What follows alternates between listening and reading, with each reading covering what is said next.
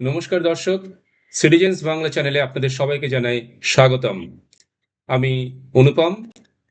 আজকে নিয়ে এলাম নতুন একটি প্রতিবেদন। সেটি হলো যে অরূপ বিশ্বাস, আপনারা জানেন প্রাক্তন ক্রীড়ামন্ত্রী ছিলেন।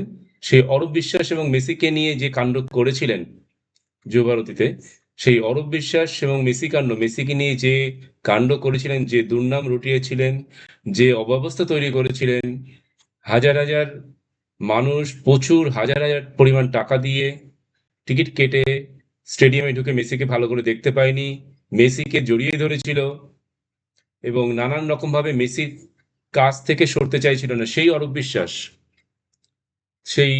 বিশ্বাস তার ভাইকে নিয়েও নানা রকম ঘটনা কথা শোনা যাচ্ছে। সেই অরূপ বিশ্বাস কিন্তু আবার এই রিসেন্টলি দেখা গেছে তৃণমূলের যে একটা ব্যাংক অ্যাকাউন্ট আছে 440 কোটি টাকা, সেটা ফ্রিজ করার অ্যাপ্লিকেশন করেছিলেন ব্যাংকে, এবং তিনি কোষাধ্যক্ষ হিসেবে সেই অ্যাপ্লিকেশন করেছিলেন যাতে টিএমসির ব্যাংক অ্যাকাউন্ট ফ্রিজ করে রাখা হয়। এবং এই যে অরূপ বিশ্বাসের এই যে ঘটনা, তাতে তাতে একটা কথা বলা যেতে পারে যে অরূপ বিশ্বাস এখন অন্য কিছু ভাবছে কিনা, নিজের ইমেজ চেঞ্জ করতে চাইছে কিনা, সেই বিষয়ে কিন্তু প্রশ্ন বা সন্দেহ সবার মধ্যেই রয়েছে। এবং আপনারা সকলেই জানেন টিএমসি দুভাগে ভাগ হয়ে গেছে। ভাগ হয়ে যাবার পরে তারা কিন্তু যেটা করছে, এক পক্ষ বলছে ওই ব্যাংক অ্যাকাউন্ট বা ওই টাকার মালিক আমরা, আর এক পক্ষ বলছে ওই ব্যাংক অ্যাকাউন্ট বা ওই টাকার মালিক তারা। এবং আপনারা জানেন 21শে জুলাই যে সমাবেশ হবে, সেখানেও কারা করবে, কাদের করার অধিকার আছে, সেই নিয়েও কিন্তু দ্বিধাদ্বন্দ্ব তাদের মধ্যে কাজ করছে। তাদের মধ্যে কিন্তু নানান ধরনের ঘটনা ঘটেই চলেছে। এবং আরেকটা কথা, যে এই যে দুটো তৃণমূলে যেটা ভাগ হয়ে গেছে, একটা কালীঘাট, একটা হচ্ছে ঋতব্রত, কালীঘাট তৃণমূল, ঋতব্রত তৃণমূল, এই দুই ভাগে যে ভাগ হয়ে গিয়েছে, এই ভাগের মধ্যে নানান ধরনের সমীকরণ রসায়ন কিন্তু চলছে। তার মধ্যে এই টিএমসির যে একটা অ্যাকাউন্ট যেখানে 440 কোটি টাকা আছে, সেটা ফ্রিজ করে দেওয়ার ব্যাপারে কিন্তু আদালতে মামলা হয়েছে। এবং আদালতে যে মামলা হয়েছে সেখানে কি বলা হচ্ছে, সেই নিয়ে আমি একটু কয়েকটি ইনফরমেশন দিই। যে আদালতে যে মামলা হচ্ছে, সেখানে সেখানে যে ঘটনাটা ঘটেছে সেটা হচ্ছে, এক সেকেন্ড দর্শক, এই যে বিচারপতি সৌগত ভট্টাচার্য ছিলেন, সিঙ্গেল বেঞ্চের বিচারপতি সৌগত ভট্টাচার্য, সেটি কিন্তু বলেছেন আজকে, মানে মঙ্গলবারে, আজকে যে তারিখটা 30 তারিখ, সেখানে শুনানি হওয়ার কথা ছিল, কিন্তু কোনো আদালত সেখানে স্থগিতাদেশ দিয়েছে। সৌগত ভট্টাচার্যের সিঙ্গেল বেঞ্চ সৌগত ভট্টাচার্যের সিঙ্গেল বেঞ্চ স্থগিতাদেশ দিয়েছে, এবং বলা হয়েছে তড়িঘড়ি কোনো সিদ্ধান্ত নেওয়া হবে না এই 440 কোটি টাকা যে এটা রয়েছে, ব্যাংক অ্যাকাউন্ট রয়েছে টিএমসির, সেই ব্যাপারে। এবং তা সেই ব্যাংক অ্যাকাউন্টের অ্যাকচুয়াল অধিকার, মানে প্রকৃত অধিকারী কে, সেই ব্যাপারে কোনো সিদ্ধান্ত তড়িঘড়ি ভাবে নেওয়া হবে না, কারণ এটা একটা বড় গুরুত্বপূর্ণ ব্যাপার। এবং আগামীকাল মামলা শুনানির বিরোধিতা করেছেন আবার রাজ্যের সলিসিটর জেনারেল তুষার মেহতা কিন্তু খুব দ্রুত 1-2 দিনের মধ্যে শুনানির বিরোধিতা করেছেন।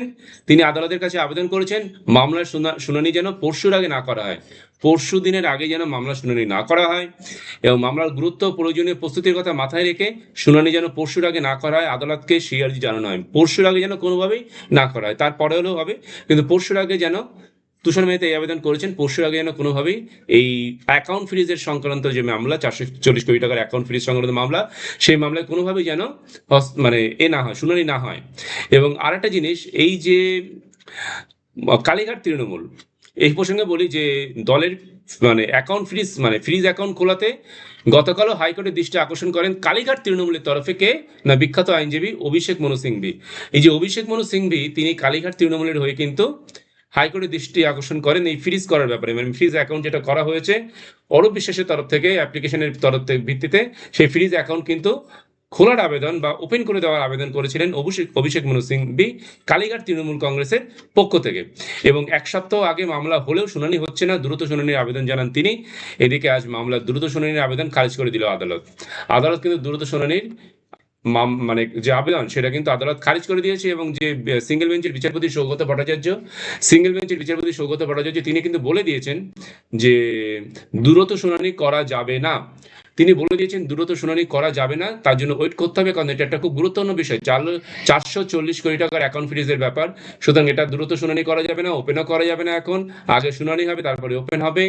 তো দ্রুত শুনানি করা যাবে না, কারণ সব পক্ষকে জানাতে হবে এবং সেইভাবেই এগোতে হবে। তার দ্রুত শুনানি করলে অন্য পক্ষের যে সময় চেয়েছে সেই ব্যবস্থা করতে তাদের অসুবিধা হবে। তাদের সময় দরকার, অন্য পক্ষের, উভয় পক্ষের সময় দরকার।